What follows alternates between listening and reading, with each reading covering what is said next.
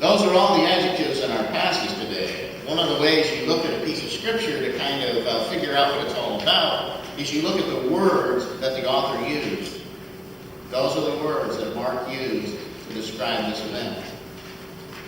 Alarm, terror, amazement, and fear. Sounds to me like a brief history of the world.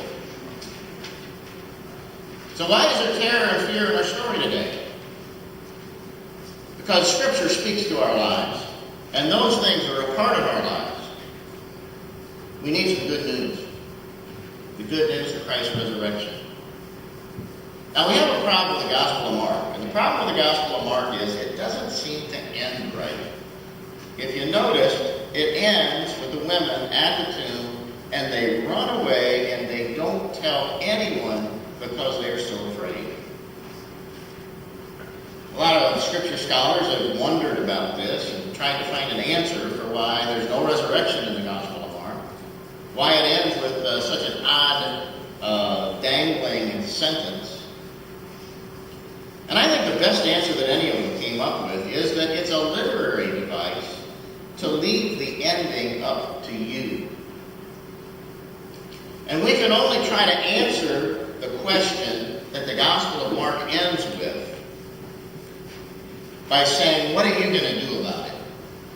The women didn't tell anyone, what are you going to do about it? So Easter Sunday raises the question of ultimate reality. All the time, people are trying to tell us the way it is. The Gospel tells us the nature of ultimate reality. And the only place where you find the truth is in your heart. Now let's admit that innocent people like Jesus suffer all the time. We can't ignore innocent suffering. We can't make excuses for why it happens.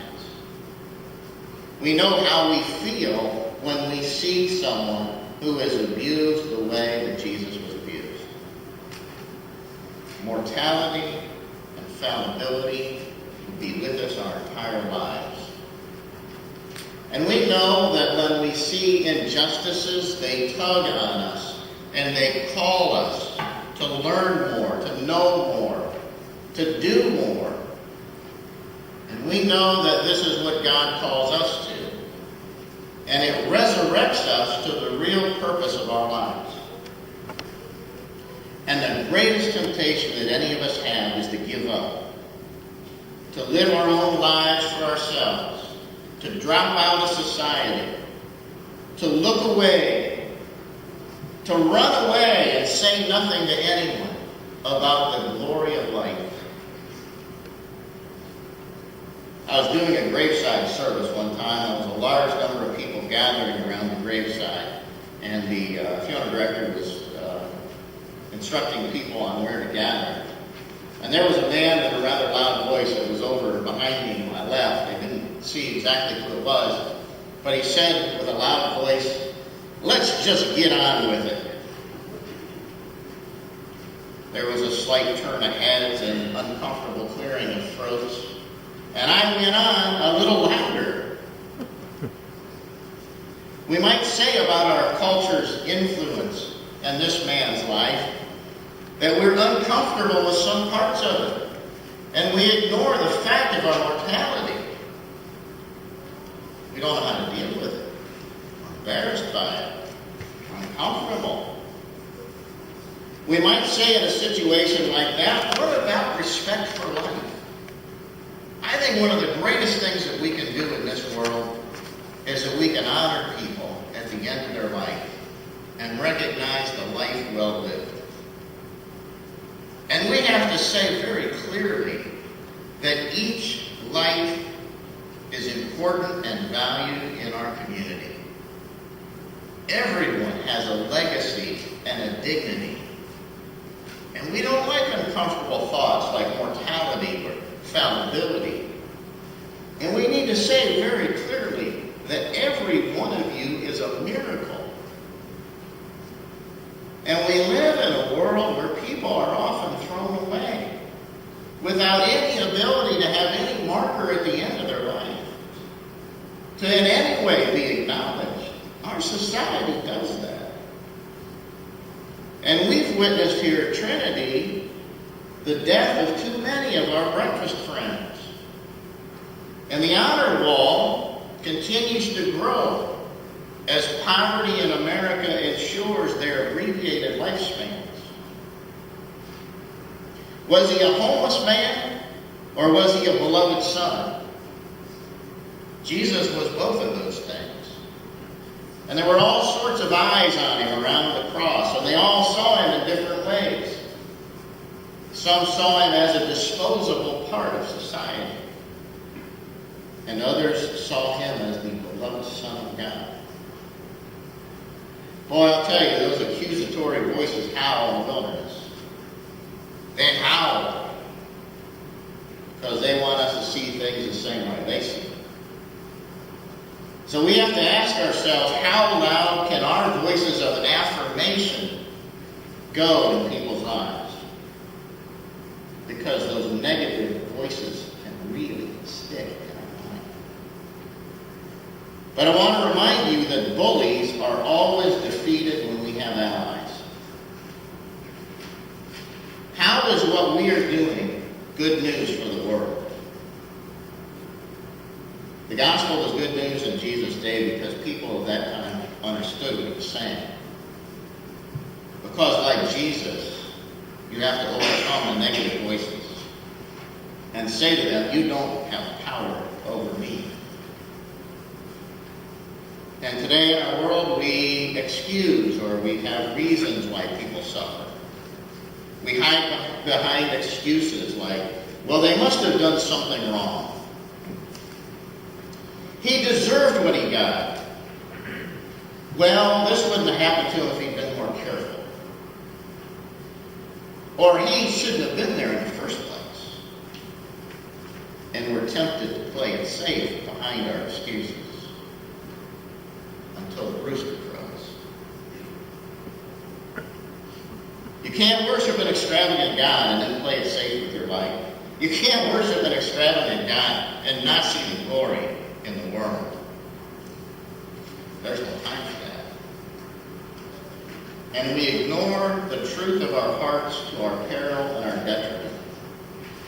Because hope lives in the human heart, and without it, we will die. And in a world of cultured despisers, we speak about things to come. We speak about flowers that grow from seeds and butterflies that come from cocoons, and Jesus who defeated the tomb. So for anyone who stood on the edge of an open grave, this is a completely believable story. Because we know that grief is a strange mix of gratitude, anger, and fear, and amazement. And in the Passion story, as Jesus is being led to the cross, a bewildered Simon of Cyrene is pushed out of the comfort of the crowd to carry a cross of someone else's making.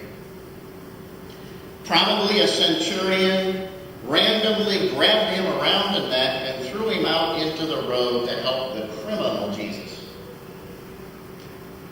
The world is changed when innocent suffering is exposed. The world has changed when we're forced to do something about it. And our lives are changed when we make a commitment to doing the right thing and doing justice. Finally, poor, maligned Mary Magdalene. We have to admit that as human beings, we are often bad judges of true character. And the most important measure we can judge by is a person's character. And someone that you think doesn't have it together is most likely the one who really knows what's going on. No one will believe what she says anyway. That's one reason why she may have run away from the town. Nobody's going to believe her anyway. She doesn't have a social status. She's not on council. So she keeps quiet. But we know that she does take up the hard scrabble road that Jesus walked. She doesn't look back. And like Dorothy Day and Mother Teresa, she knows people will see it in their eyes and the work of her hands. And she knows that the story will speak for itself. Mary Magdalene is at the tomb in every single gospel. She's the only one. Was there something that she hadn't said to Jesus that she felt she needed to tell him? Did she need to just say goodbye one more time? Those are the words that stick in our throat as we watch a casket being lowered in a vault. I want to remind you that there is always unfinished business at the grave. Did she want to touch the hem of his garment one more time? Did she need a little more healing power and strength and rays of love to go on? I think it's because she knew that she had already been resurrected. And Jesus was the one person who respected her and gave her a dignity that no one else gave her. And she knew firsthand the thing that a human heart needs.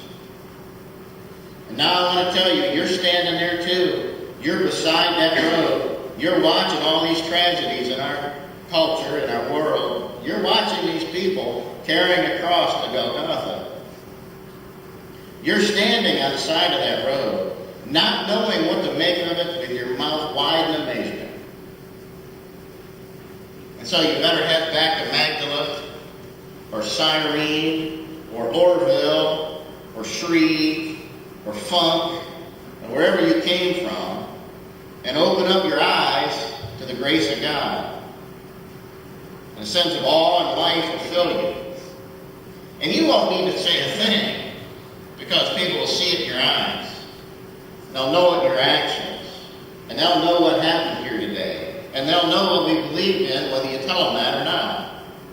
Because you will have been resurrected.